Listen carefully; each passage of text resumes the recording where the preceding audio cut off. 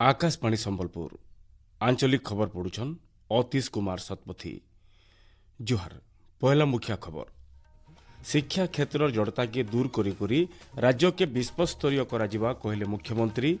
जातीय शिक्षा नीति 2020 के नेकरी भुवनेश्वर मूल है दुईदिनिया कर्मशाला। मौसुमी और अणमौसुमी ऋतु थी महानदी न पैन जीवार बाबदे ट्रिब्यूनाल के जनले ओडिशा और छत्तीसगढ़ इ मासर 30 तारिख दिन हेबा शुणाणी। प्रसार भारती अध्यक्ष भाव नियुक्त थे जोगाजोग विशेषज्ञ प्रसून जोशी और बाहरिला मैट्रिक परीक्षाफल राज्य पास हार 95.33%। एथर पूरा खबर। जातीय शिक्षा नीति 2020 कार्यकारिता और कार्यान्वयन के नेकरी भुवनेश्वर लोकसेवा भवन कन्वोकेशन सेंटर न एच दुईदिनिया कर्मशाला मूल होती। राज्य उच्च शिक्षा विभाग तरफ आयोजित होता दुईदिनिया कर्मशाला थी मुख्यमंत्री मोहन चरण माझी और केन्द्र शिक्षा मंत्री धर्मेन्द्र प्रधान जोग देछन। मुख्यमंत्री ओडिशा के भारतर ज्ञान पेंठस्थली भाव गढ़वा लक्ष्य बाबदे आलोचना करिकन शिक्षा क्षेत्र जड़ता के दूर करी राज्य के विश्व स्तरीय करा आउ छात्र छात्री माने इंडस्ट्री रेडी हेबे।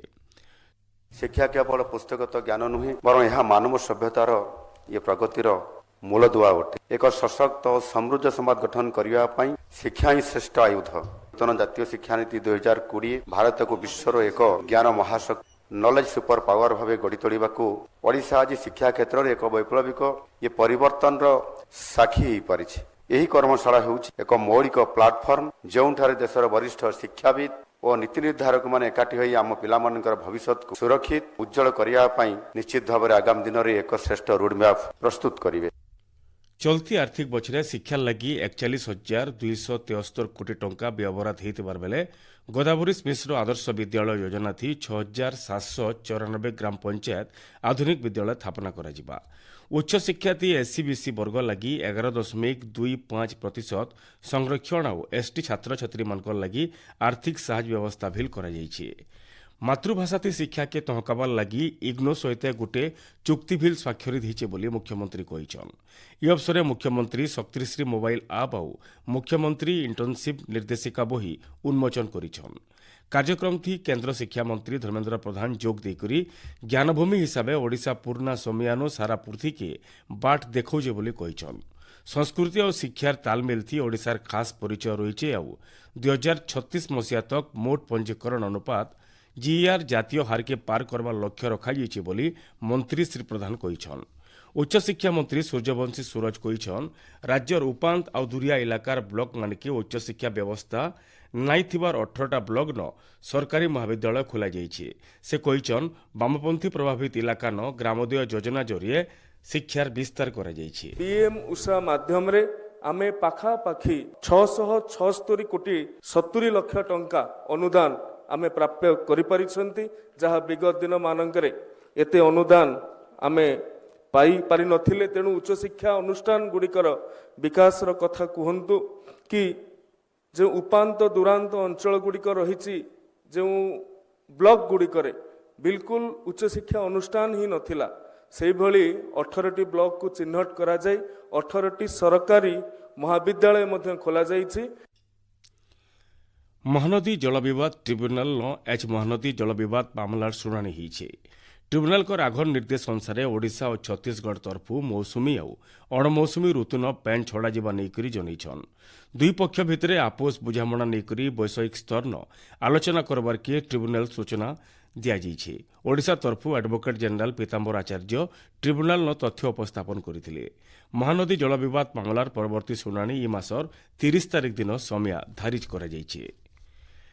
केन्द्र सरकार देशवासी को विपर्यय सतर्कता विषय तुरंत सूचना देवार लगी गोटे स्वतंत्र पदक्षेप नहीं।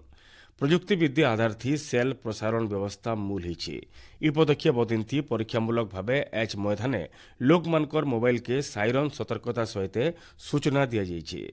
परीक्षण व्यवस्था थी दिजाइबार वार्ता थी कहुए सतर्क रहुन सुरक्षित देश और वार्ता पाइबार उतरू केन्सी कार्यानुष्ठान आवश्यकता नैन। एटा गोटे परीक्षामूलक वार्ता बोलिकरी उल्लेख रही। सामाजिक गणमाध्यम पोस्टी जोगाजोग मंत्री ज्योतिरादित्य सिंधिया कहिछन ये वार्ता पाउथुबा लोक माने डरबार केन्सी कारण नैन। प्रजुक्ति विद्या आधारित मोबाइल जरिए परीक्षामूलक भाव विपर्यय सतर्कता नहीं एंता वार्ता दि जाउछे। ଦୂରସଞ୍ଚାର ବିଭାଗ ତରଫରୁ ଜାତୀୟ ବିପର୍ଯ୍ୟୟ ପରିଚାଳନା କର୍ତ୍ତୃପକ୍ଷଙ୍କର ସାହସ୍ତି ଏହି ବ୍ୟବସ୍ଥାର ବିକାଶ କରାଯାଇଛି। ଭୁବନେଶ୍ୱର 2 ନମ୍ବର ୟୁନିଟ୍ ଅଶୋକ ନଗର ନଥିବା ରାଗର ସରକାରୀ ପ୍ରାଥମିକ ବିଦ୍ୟାଳୟନ ଏବେ 4 ତାରିଖ ସୋମବାର ଦିନ ହେବାର ଥିବାର ମୁଖ୍ୟମନ୍ତ୍ରୀଙ୍କର ଜନ ଅଭିଯୋଗ ଶୁଣାଣି କାର୍ଯ୍ୟକ୍ରମ ବନ୍ଦ ରହିବା।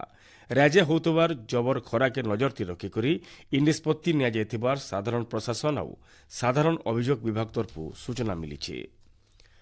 ରାଜ୍ୟ ସରକାର ବନ୍ୟା ବାତ୍ୟାର ମୁକାବିଲା ଲାଗି ତିଆର ଅଛନ୍ ବୋଲି ରାଜସ୍ୱ ଓ ବିପର୍ଯ୍ୟୟ ପରିଚାଳନା ମନ୍ତ୍ରୀ ସୁରେଶ ପୂଜାରୀ କହିଛନ୍।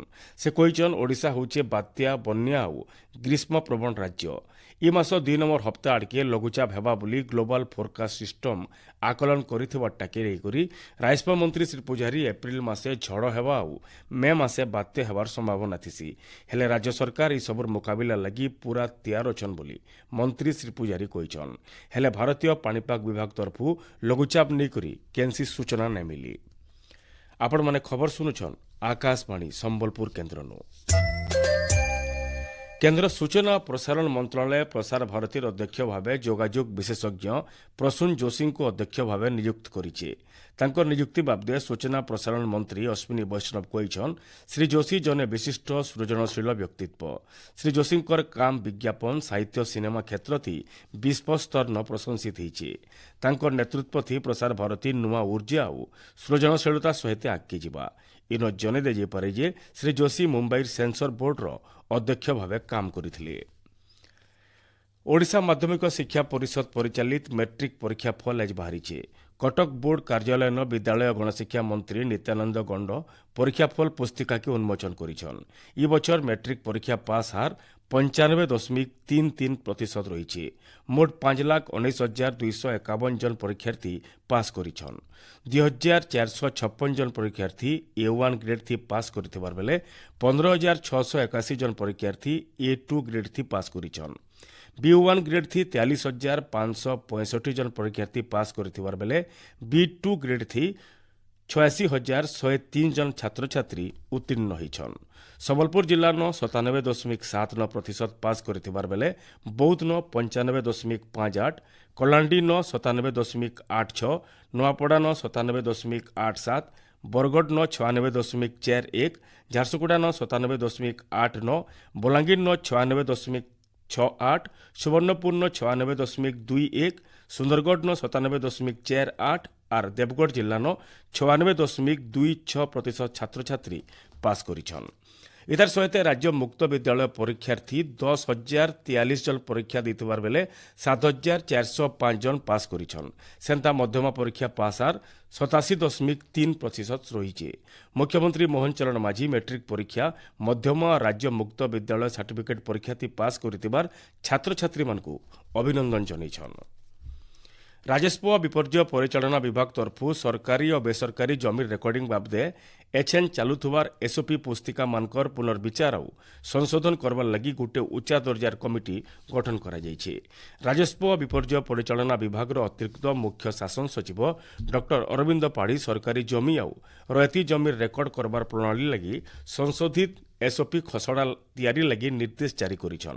কমিটিকে এই আদেশ জারি হবার গোটে মাস ভিতরে সংশোধিত এসওপি পুস্তিকার খসড়া সরকারଙ୍କର অনুমোদন লাগি দাখল করবার কি নির্দেশ দিয়া যাইছে।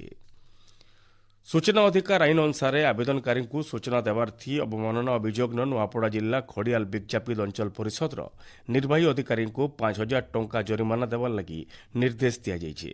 খড়িয়ালর জনে আদিবাসী সূচনা অধিকার আইন আবেদন করিଥିଲେ বিল নির্বাহী অধিকারী তথ্য নাই দেইকরি সমিয়া গড়াউଥିଲେ। কমিশন তরফ এই বাবদে শুনানি উতুরু জরিমানা দণ্ডাদেশ হইতিবার জনাপড়িছে। রাজ্যে কালবৈশাখীর প্রভাব এবা 7 তারিখ তক রহবা।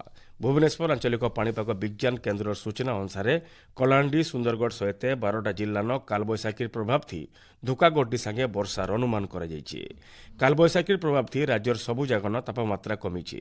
বৌদ্ধ ঠানে আজ রাজ্যর সবুন জহ তাপমাত্রা 41.6 ডিগ্রি সেলসিয়াস রেকর্ড করা যাইছে।